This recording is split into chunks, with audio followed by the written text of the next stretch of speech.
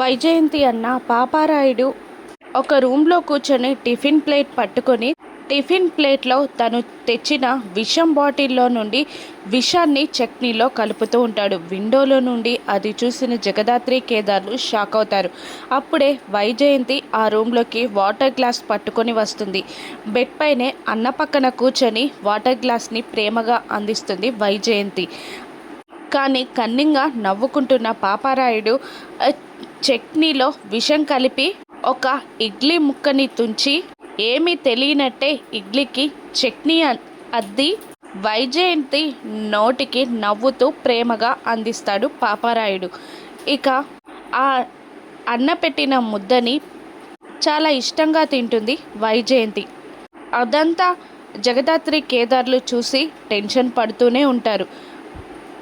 ఒక ఇడ్లీ తిన్న తర్వాత వైజయంతి గొంతులో నొప్పి మొదలవడంతో 2 చేతులతో తన గొంతుని పట్టుకొని భయంగా పాపారాయుడు వైపు చూస్తుండగా, ఏంటమ్మీ గొంతు నొప్పిగా ఉందా, ఆ చట్నీలో విషం కలిపా అని చెప్పడంతో వైజయంతి జగదాత్రి కేదార్ ముగ్గురు షాక్ అవుతారు.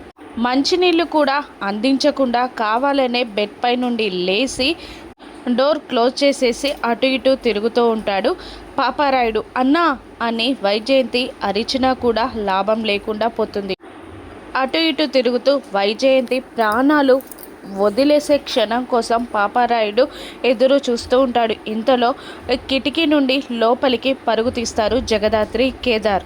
వైజయంతి బెడ్ పైన పడిపోయి గిలగిలా కొట్టుకుంటూ ఉంటుంది. కేదార్ వచ్చి మామయ్య మర్యాదగా డోర్ తీ మామయ్య అని అంటూ ఉండగా, డోర్ తీయండి బాబాయ్ అని జగదాత్రి కూడా అంటూ ఉంటారు.